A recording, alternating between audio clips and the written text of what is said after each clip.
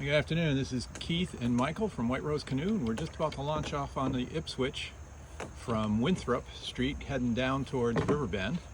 As you can see, the water is moving really pretty fast here and is really high, so it should be an interesting ride down.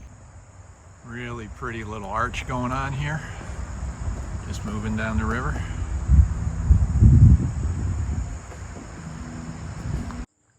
Seeing a nice eddy here just below the bridge. Spun us around, and really good place to park, take a break. You can see that the water's well up over the stones, and you have a nice clean V coming down just under the center of the bridge. Beautiful canopy up here tonight. I tell you, the sun coming through, dappling through, kind of what you dream about. It's traveling past one of the Winthrop homes up here on the Winthrop estate, and they have a few guests in. Looks like. Okay, so we're just downstream from that Winthrop mansion around the corner, and as you can see, there is a really epic block here. Full river cross, no real way to get through.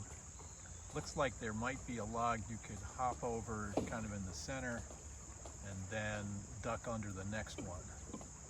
But I think what we're going to do, Michael's exploring over here a quick portage. It's not very deep, so if you can get up and over there, I think you can find a way through. Okay, as you can see, on closer examination, trying to slip under that, over that big log and under that next log is not doable. So you are going to have to come in through this little inlet and take the portage trail. It's a little portage trail that Michael found and just took us through over to here, and down below, water's moving under that thing. Michael found himself a little mini eddy right here. You can see how he's just sitting there and the boat's just holding in place. So this is the Old Stone Weir. You can see the obstructed water on river left coming over, and then when you get to river right, you can see a clear, open, downriver facing V of water. That's the smooth route to go through. That's what you're looking for when you're trying to get through obstacles. So we rode that down. At the bottom of it, we swung left to avoid being pushed into the trees that you can see there and headed off downriver. Really saved by the fact that the river was really up. If it was much lower, we'd be stepping over rock. That's the Mill Street Bridge that we're coming up on. There's the riffles on the other side. Those should be interesting at this water level. We'll have to see how exactly high they are. Michael going down.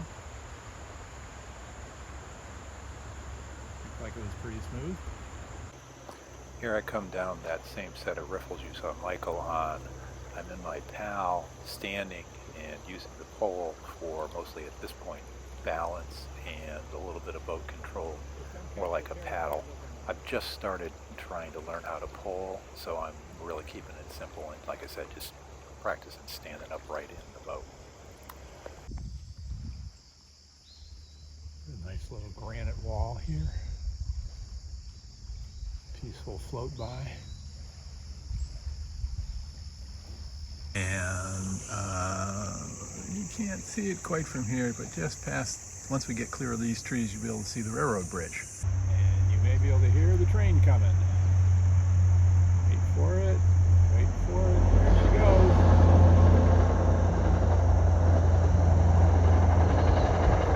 Here's an even better shot of an eddy working. You can clearly see the water bubbles coming around and marching back upstream there on that inner, and they'll go up where you see this little bit of foam centered, and that's where they turn back out and start to recirculate.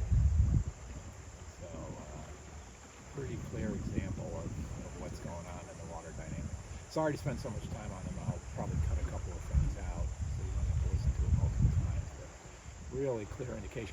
And the reason I'm pointing out is folks going through quick water, you know, they have a whole skill set related to these.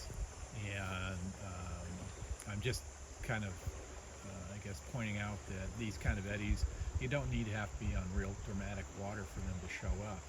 And even in, you know, relatively quiet water like the Ipswich and stuff, they can still save you some energy if you're going up against the current. If you can find them and hop into them for a little while, it just saves you a little bit of power when you're trying to go up.